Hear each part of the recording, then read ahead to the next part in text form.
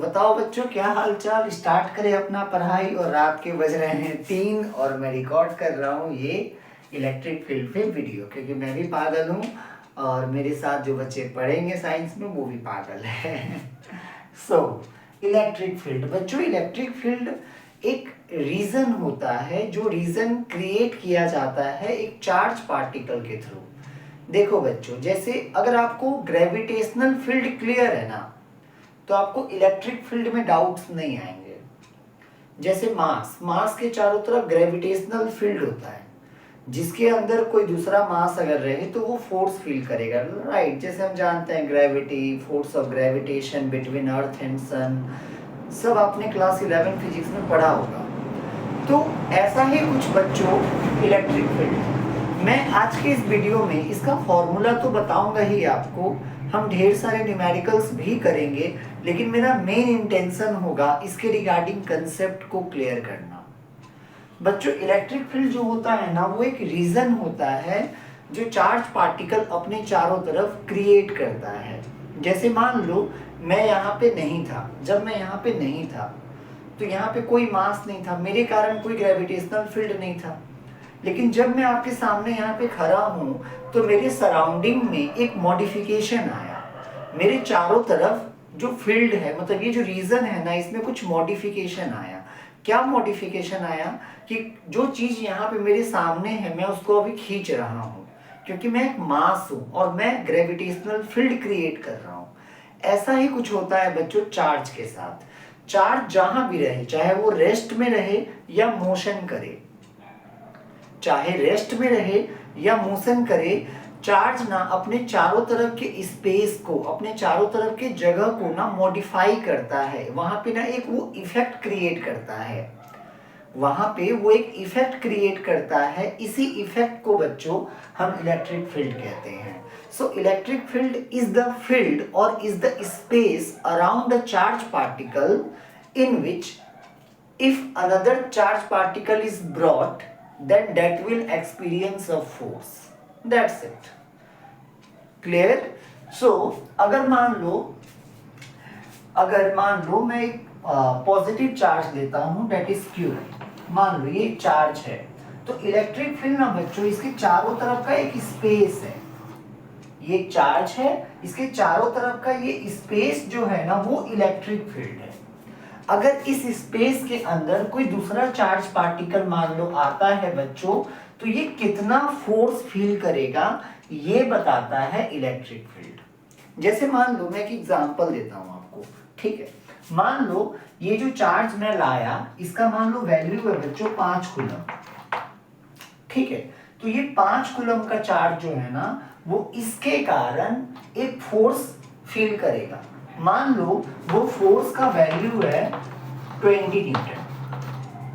तो मैं electric field को कुछ ऐसे डिफाइन करूंगा कि इलेक्ट्रिक फील्ड जो होगा ना, वो 20 न्यूटन अपॉन 5 कूलम, मतलब 4 न्यूटन पर कूलम। मतलब 1 कूलम का charge, unit amount of charge, कितना फोर्स फील करेगा इस पॉइंट पे, वो ये बताएगा कि इस पॉइंट पे इलेक्ट्रिक फील्ड क्या है। डायरेक्शंस के बारे में हम बाद में बात करेंगे। इलेक्ट्रिक फील्ड एक वेक्टर होता है, तो इसका डायरेक्शन भी होता है, तो डायरेक्शंस के बारे में हम बाद में बात करेंगे। फिलहाल हम इसका कंसेप्ट को क्लियर करना चाहते हैं।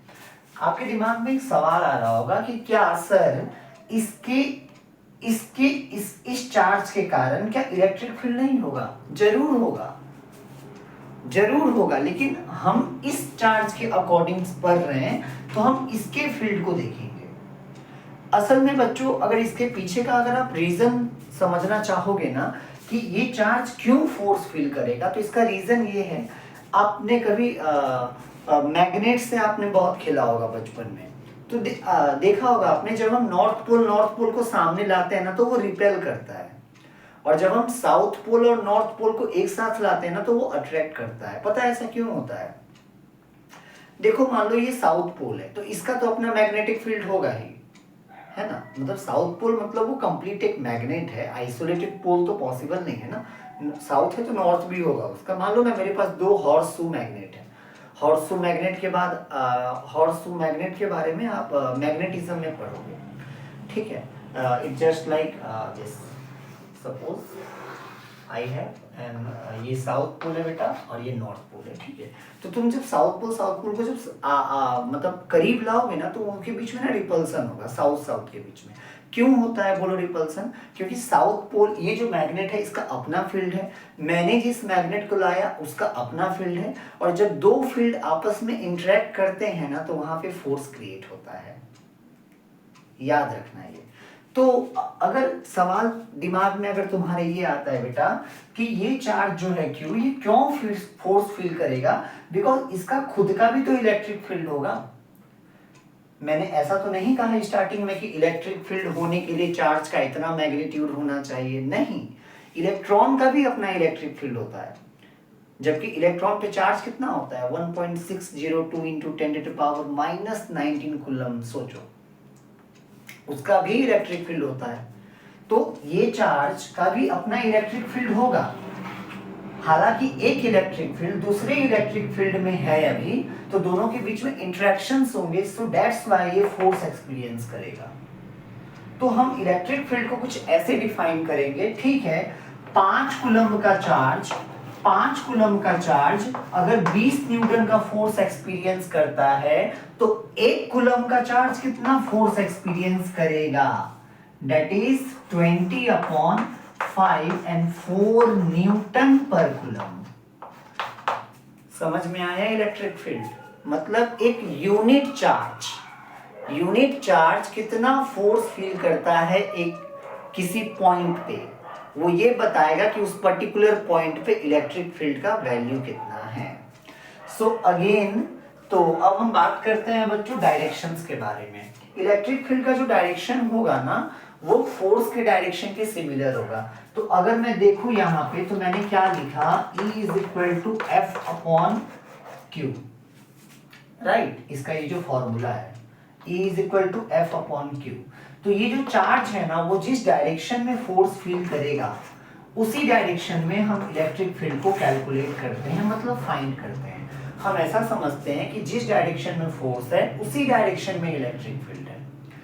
कन्वेंशन के लिए बच्चों, सुविधा के लिए, हम ना फिजिक्स में हमेशा यूनिट पॉजिटिव चार्ज लेते हैं, याद रखना, इलेक्ट्रिक फील्ड को कैलकुलेट करने के लिए। ये कोई जरूरी नहीं है, आप नेगेटिव चार्ज भी ले सकते थे।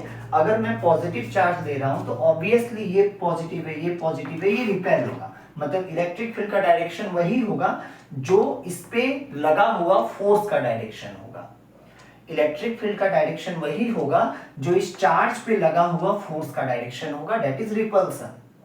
लेकिन जरूरी नहीं है, आप इसको नेगेटिव भी ले सकते थे, तो कुछ नहीं होता, इलेक्ट्रिक फील्ड का डायरेक्शन रिवर्स हो जाता, मतलब उल्टा हो जाता।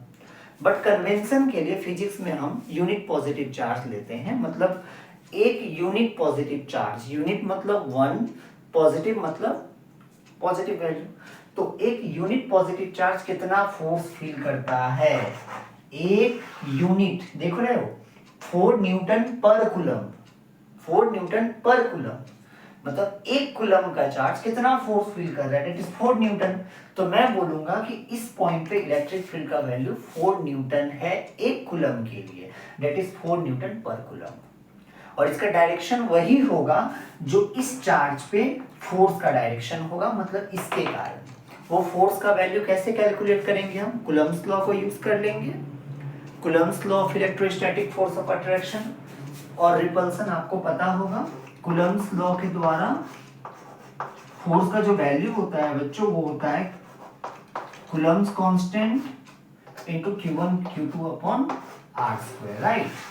सो इससे हम फोर्स कैलकुलेट करेंगे और उसके बाद इस पर्टिकुलर चार्ज के मैग्नीट्यूड को उस फोर्स से डिवाइड कर देंगे, हमें इलेक्ट्रिक फील्ड का डायरेक्शन मिल जाएगा। नाउ हम यूनिट्स पे बात कर ले बच्चों, इसका यूनिट क्या क्या हो जाएगा? सो इलेक्ट्रोस्टैटिक या इलेक्ट्रिक फील्ड में, इलेक्ट्रिक करंट में बच्चों हम ज्यादातर ना SI यूनिट की बात करते हैं। ऐसे CGS यूनिट याद करना सही है, बट SI यूनिट ज्यादा यूज होता है।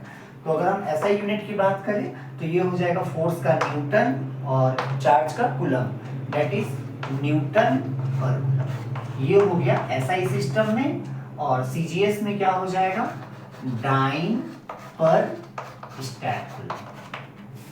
सो आई होप आपको समझ में आया होगा इलेक्ट्रिक फील्ड। मिलते हैं अगले वीडियो में, तब तक के लिए खुश रहें, अच्छे से पढ़ाई करें। Thanks for watching.